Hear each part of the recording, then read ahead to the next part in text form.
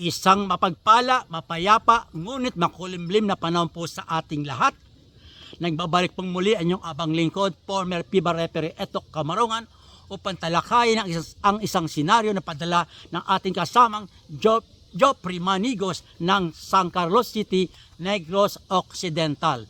Bago po tayo tumuloy sa ating talakayan, shout out muna sa mga May 30 birthday celebrants kina Janet Rodriguez, Gino Salva ng Lokban, Quezon, Rain John Rueda Jr., Steven Pascual, Angel Chan, Marlon Bicodo ng Dingli, Iloilo, Maestro Jojo Cleopas, ganun din po kay Arman Santos ng Baliwag, Bulacan, Floyd Briones ng Angeles City, Pampanga, Norman Magbanwa ng Quezon City, Ryan Bernardo, Jodin Ramos Nibres ng Daet Camarines Norte, Vincent Neri ng Quezon City, at kay Yor Binamira ng Quezon City ng member po ng BAP Federation. Ganun din po shout out sa mga May 31st birthday celebrants kina Fernan de la Cruz ng Quezon City, siya po ang commissioner ng Hotshot Basketball League, kay Laurie Mel, Recto Rivera, Aldrin Fritz Balonzo Domingo ng Valenzuela City, Merlon Valdez ng Coronadal, South Cotabato. Ganon din po kay Maynard Andrade Centeno ng San Jose del Monte, Bulacan, Briel Racal ng San Ildefonso, Bulacan, Nong Bustillos ng Santa Maria, Bulacan, at kay Roger Dumagit ng Makati City. Ito po nga ang padalang senaryo ni Joffrey Manigos, ipinawal niya po sa akin. Ito po yung kanyang message.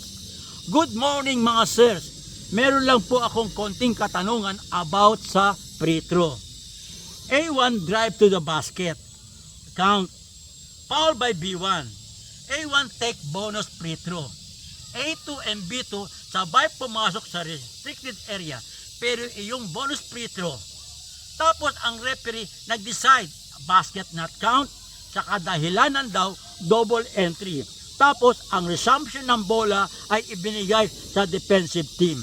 Tama po ba ang ginawa ng referee? Ito po ang kanyang senaryo padala, no? Medyo nagulan nga po at talaga ako yung napamuntik mahulog sa kinaupuan ko. Kaya nga po ang ginawa ko, tinawagan ko po siya at naklaro kung ano po talaga sitwasyon. At matagal kami nag-usap, ito po ang buod ng kanyang salaysay po, no? Sa senaryong ginawa niya o pinadala niya. Basket count sa drive ni A1 at may 1 free throw si A1. Lane violation si A2 at B2. Free throw ni A1 successful. Pumitos si referee, nullify the free throw at ibinigay ang bola sa team B. Okay? Yan po ang nangyari. Kaya ang nangyari po sa larong yon na hindi sila po ang nag-referee, ibang grupo pa nag-referee. Ang nangyari po sa sitwasyon na yon, nag-walk out ang team.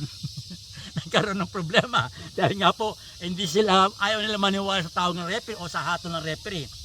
Okay, ano po ba ang sabi ng FIBA sa sitwasyon na yan? Ayon sa Article 43.3.2, if a free throw is successful and the violation is committed by any player other than the free throw shooter, the point shall count and the violation shall be disregarded.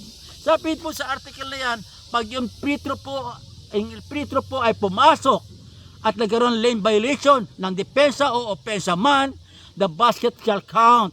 Disregard the violation as if no violation occurred. Okay?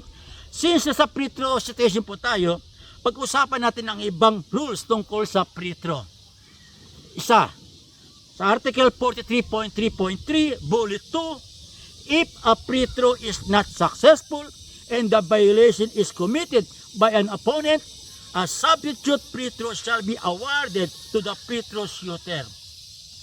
Yung pong free throw daw po ng free throw shooter, hindi pumasok. Pero may violation po yung kalaban. Pag hindi pumasok at may violation kalaban, bibigyan po ang free throw shooter ng substitute free throw. Yun po ang tawag doon, substitute free throw. Okay? Dadako tayo sa pangalawa. Article 43.3.3 Bullet 1. If the last or only free throw is not successful and a violation is committed by the free throw shooter or his teammate, the ball shall be awarded to the opponents. Pag dun po sa last or only free throw, pag unsuccessful po yan, at may violation ang kakampi ng free throw shooter at mismo ng free throw shooter, ang bola po ay awarded doon sa opponent, sa kalaban na. Okay? Okay, dito ako sa number 3. OBRI Article 43-4 example. Doon po natin makita. Sabi doon sa sitwasyon na yun, B2 enters the restricted area before the ball has left A1's hand on a last free throw. A1's free throw misses the ring. Okay, may last free throw po si A1. Pero hawak pa ng bola ng A1 ng bola, hindi pa na-release, pumasok na po ang B2. So may lane violation.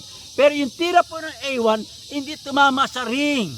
Ano po sabi sa interpretation? Ayon sa Article 43-4 interpretation, this is a free throw violation by B2 and A1.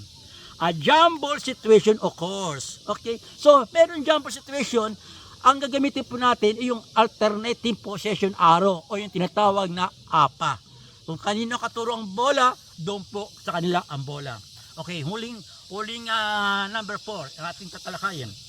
Article 43.3.3 Bullet 3. If the last free throw is unsuccessful and the violation is committed by both teams, a jump ball situation occurs. Ibig sabihin po doon, sa last free throw po hindi pumasok, pero nag-violate yung A2 at B2.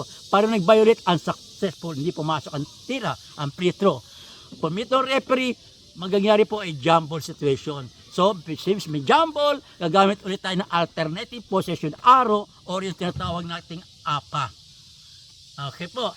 Ay, nawa po naliwanagan tayo sa tungkol sa mga free throw bukas pa. Susunod na vlog ko, may karukto pa po ito tungkol sa mga sitwasyon ng jumper, non-jumper at ng free throw shooter, yung mga violation nila. Ito, muli po, huwag po natin kalimutan mag-like, mag-share, mag-follow at mag-subscribe sa aking YouTube channel. Hanggang sa muli. Bye-bye!